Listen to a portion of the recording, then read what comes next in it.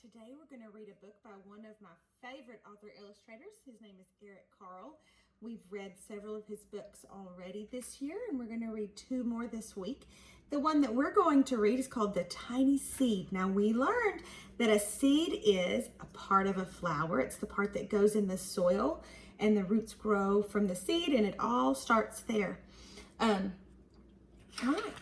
This is an AR testable book. The quiz number is 23629, so hop on and AR test when we're finished.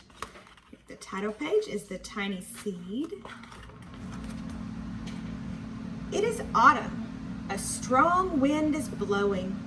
It blows flower seeds high in the air and carries them far across the land. One of the seeds is tiny, smaller than any of the others. Will it be able to keep up with the others? And where are they all going? There's the tiny seed. One of the seeds flies higher than the others. Up, up it goes. It flies too high and the sun's hot rays burn it up. But the tiny seed sails on with the others. There's the one that got too close to the sun. Another seed lands on a tall and icy mountain. It never melts. It never melts, and the seed cannot grow. The rest of the seeds fly on, but the tiny seed does not go as fast as the others. Here's all the other seeds, and there's that tiny seed, but it's still moving. Now they fly over the ocean. One seed falls into the water and drowns. The others sail on with the wind, but the tiny seed does not go as high as the other. There's that tiny seed.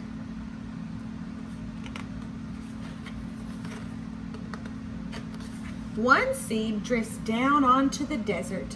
It's hot and dry, and the seed cannot grow. Now the tiny seed is flying very low, but the wind pushes it on with the others. There he is. He's still going. Finally, the wind stops and the seeds fall gently down to the ground. A bird comes by and eats one seed. The tiny seed is not eaten. It's so small that the bird cannot see it. Oh, I see it. It's right there. Tiny little thing. Now it's winter. After their long trip, the seeds settle down. They look just as if they're going to sleep in the earth. Snow falls and covers them like a soft white blanket. A hungry mouse that also lives in the ground eats a seed for his lunch. But the tiny seed lies very still and the mouse does not see it. There it is. Now it's spring. After a few months, the snow has melted. It is really spring. Birds fly by, the sun shines, and rain falls. The seeds grow so round and full they start to burst open a little. Now the seeds are not seeds anymore. They are plants. First, they send roots down into the earth. Then their little stems and leaves begin to grow up towards the sun and the air. There's another plant that grows much faster than the new little plants. It's a big fat weed, and it takes all the sunlight and all the rain away from the small new plants, and the little plant dies. The tiny seed hasn't begun to grow yet. It will be too late. Hurry!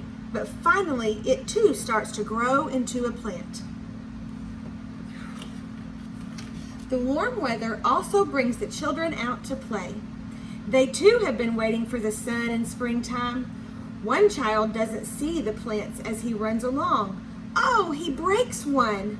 Now it cannot grow anymore. The tiny plant that grew from a tiny seed is growing fast, but its neighbor grows even faster. Before the tiny plant has 3 leaves, the other plant has 7. And look, a bud, and now even a flower. What's happening? First there are footsteps, then a shadow looms over them. Then a hand reaches down and breaks off the flower. A boy has picked the flower to give to a friend. It's summer. Now the tiny plant from the tiny seed is all alone. It grows on and on. It doesn't stop. The sun shines on it and the rain waters it. It has many leaves. It grows taller and taller. It's taller than the people. It's taller than the trees. It's taller than the houses. And now a flower grows on top. People come from far and near to look at this flower. It is the tallest flower they have ever seen. It is a giant flower. All summer long, the birds and bees and butterflies come visiting. They have never seen such a big and beautiful flower. Now it is autumn again. The days grow shorter, the nights grow cooler, and the wind carries yellow and red leaves past the flower.